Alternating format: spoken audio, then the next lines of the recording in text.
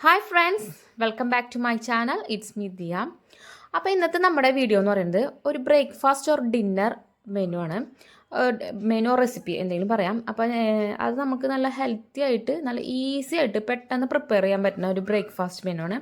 അപ്പോൾ അതിലേക്ക് വേണ്ടത് ഒരു ഗ്ലാസ് ചെറുപയർ, അതിൻ്റെ പകുതി ഉഴുന്ന്, പിന്നെ കുറച്ച് ഉലുവ. അപ്പോൾ ഇത് കണ്ടപ്പോൾ നിങ്ങൾക്ക് മനസ്സിലായേണ്ടത് എന്തിട്ടാണ്. അപ്പോൾ നമ്മൾ ഉണ്ടാക്കാൻ പോകുന്നത് ഒരു ചെറുപയർ ദോശ ഓർ ഇഡ്ഡലി, നമുക്ക് ഇഷ്ടമുള്ളത് എന്ത് വേണമെങ്കിലും ഉണ്ടാക്കാം. അപ്പോൾ അതെ, ഇതൊരു 5 മണിക്കൂർ കുതിർക്കണം. അപ്പോൾ ഓവർനൈറ്റ് ഒന്നും ഇട്ട് വെക്കണമെന്നില്ല. ഒരു 5 മണിക്കൂർ കുതിർത്തതിന് ശേഷം നമുക്കിത് അരച്ചെടുക്കാം. അപ്പോൾ കുതിർത്തുന്നതിന് മുന്നേ നമ്മൾ നന്നായി കഴുകി എടുത്തിട്ടുണ്ടെങ്കിൽ നമുക്ക് അരയ്ക്കാൻ ഉപയോഗിക്കുന്ന വെള്ളമില്ലേ, അത് ഇതിൻ്റെ കുതിർത്ത വെള്ളം തന്നെ എടുക്കാം. അപ്പോൾ പിന്നെ നമുക്ക് വേറെ വെള്ളം എടുക്കണ്ട. പിന്നെ ഇത് കുതിർത്തതിൻ്റെ ആ പ്രോട്ടീനും ഇതൊന്നും നഷ്ടപ്പെടില്ല. അപ്പോൾ അതേ നമ്മുടെ ഇതൊക്കെ കുതിർത്ത് കിട്ടിയിട്ടുണ്ട്. അപ്പോൾ ഒരു മിക്സിയുടെ ജാറിലേക്ക് നമ്മൾ ഈ കുതിർത്താൻ വെച്ചിരിക്കുന്ന ഉഴുന്നും ചെറുപയറും ഉലുവയും ഈ സമയത്ത് നമുക്ക് കയ്യിലുണ്ടെങ്കിൽ അവിലും കൂടി ചേർക്കാം. കുറച്ച് അവിൽ ചേർത്ത് കഴിഞ്ഞാൽ ഇത്തിരി കൂടി ദോശ നല്ല ടേസ്റ്റ് ആവും. അപ്പോൾ എൻ്റെ കയ്യിലുണ്ടായില്ല, അപ്പോൾ ഞാൻ അത് ചേർത്തിട്ടില്ല. നിങ്ങളുടെ കയ്യിലുണ്ടെങ്കിൽ നിങ്ങൾ അതും കൂടി ചേർത്തോളൂ. പിന്നെ അത് മാത്രമല്ല, പിന്നെ ഞാൻ ഇതിലേക്ക് ഇടുന്നത് ഒരു സബോള, പിന്നെ ഒരു പച്ചമുളക്, ഒരു ഇഞ്ചി, കുറച്ച് ജീരകത്തിൻ്റെ അളവ് കുറച്ച് മതി. ചിലവർക്ക് ജീരകത്തിൻ്റെ ടേസ്റ്റ് ഇഷ്ടമുണ്ടാവില്ലല്ലോ. അപ്പോൾ കുറച്ച് ജീരകം ഒരു ഫ്ലേവറിന് വേണ്ടി മാത്രം. അപ്പോൾ ഇത്ര ഇട്ടതിന് ആവശ്യത്തിന് ഉപ്പിട്ടതിന് ശേഷം അരച്ചെടുക്കാം. അപ്പോൾ ഇഡ്ഡലിയുടെ മാവാണ് വേണ്ടതെന്നുണ്ടെങ്കിൽ ആ കൺസിസ്റ്റൻസിൽ അരച്ചെടുക്കാം.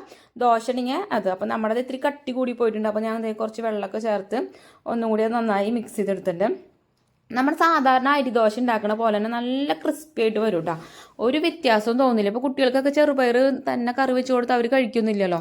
അപ്പോൾ നമുക്ക് അവരെ പറ്റിക്കാൻ വേണ്ടി ഇങ്ങനത്തെ കുറച്ച് വിദ്യകളൊക്കെ ഉപയോഗിച്ച് ഉണ്ടാക്കി കൊടുക്കുക. അപ്പോൾ അവർക്ക് അത് മനസ്സിലാവില്ല അത് എന്തിട്ട് ദോശ എന്നുള്ള പേരും പറഞ്ഞില്ലോ. നല്ല ക്രിസ്പി ആയിട്ടിരിക്കും. അതിനൊരു ടേസ്റ്റ് വ്യത്യാസം ഒന്നും ഉണ്ടാവില്ല. അപ്പോൾ കുട്ടികൾക്ക് ഉണ്ടാക്കുമ്പോൾ നമ്മളെ ഇത് കുറച്ച് നെയ്യൊക്കെ ഒഴിച്ച് പരത്തിയതിന് ശേഷം അതിൽ കുറച്ച് ഇങ്ങനെ പഞ്ചസാരയൊക്കെ വിതറി കൊടുത്തു കഴിഞ്ഞാൽ അവർക്ക് നല്ല ഇഷ്ടം. കറി കൂട്ടി കഴിക്കാൻ ഇഷ്ടമില്ലാത്ത കുട്ടികളുണ്ടാവില്ല. അപ്പോൾ അവർക്ക് അങ്ങനെ ചെയ്യാം. അപ്പോൾ അതേ നമ്മുടെ ചട്ടിയൊക്കെ നന്നായി ചൂടായിട്ടുണ്ട്. അപ്പോൾ അതേ ദോശ നന്നായി പരത്തിയെടുക്കാം. നല്ല തിന്നായിട്ട് തന്നെ വരും കേട്ടോ. അപ്പോൾ തിന്നായിട്ട് വേണ്ടവർക്ക് തിന്നായിട്ട്, അതല്ല നല്ല കട്ടിയിൽ പരത്തുന്ന ഒരു കട്ടിയിലും പരത്താം. ഇവിടെ എല്ലാവർക്കും നല്ല തിന്നും മൊരിഞ്ഞ ദോശ ഇഷ്ടം. ഞാൻ നെയ്യ് ഒഴിച്ചിട്ടാണ് ദോശ ഉണ്ടാക്കാറ്. നമുക്ക് വേണമെങ്കിൽ വെളിച്ചെണ്ണയോ ബട്ടറോ നമുക്ക് ഇഷ്ടമുള്ളത് എന്നിട്ടാണെന്ന് വെച്ചാൽ ഒഴിച്ച് നല്ലതായി ദോശ നല്ല ബാറ്ററായിട്ട് വന്നിട്ടുണ്ട്. അപ്പോൾ അതിലേക്ക് ആവശ്യമുള്ള നെയ്യൊക്കെ ഒഴിച്ച് കൊടുക്കാം. അപ്പോൾ അതേ ഈ ദോശയുടെ കൂടെ നമുക്ക് വേണമെങ്കിൽ സാമ്പാർ, ചട്നി, ഉള്ളിച്ചമ്മന്തി അല്ലെങ്കിൽ സബോള ചമ്മന്തി എന്ത് വേണമെങ്കിലും കോമ്പിനേഷൻ ആക്കി എടുക്കാം. പിന്നെ നമ്മൾക്ക് നമ്മുടെ ഡയറ്റിങ്ങും നടക്കുകയും ചെയ്യും. നമ്മുടെ വീട്ടിലെല്ലാവർക്കും ഒരേ മെനുവിന് കൊടുക്കാം. സാധാരണ നമ്മൾ ഡയറ്റ് ചെയ്യുമ്പോൾ ഫേസിന് ഏറ്റവും വലിയ ഇഷ്യൂ എന്ന് വെച്ചാൽ 2 ടൈപ്പ് ഫുഡ് ഉണ്ടാക്കണം. അപ്പോൾ ഇതുണ്ടാക്കണമെങ്കിൽ അതിൻ്റെ ഒന്നും ആവശ്യമില്ല. കുട്ടികൾക്കും മുതിർന്നവർക്കൊക്കെ ഒരേ ഫുഡ് മതി. പിന്നെ നമുക്ക് എപ്പോഴും ചപ്പാത്തിയൊക്കെ കഴിച്ച് ഡിന്നറിന് മടുക്കുമ്പോൾ നമുക്ക് ഈ ദോശയൊക്കെ ഉണ്ടാക്കി കഴിച്ച് കഴിഞ്ഞാൽ നമ്മുടെ വയറ് ഫുള്ളാവും ചെയ്യും, എന്നാൽ ഹെവി ആവും ചെയ്യില്ല.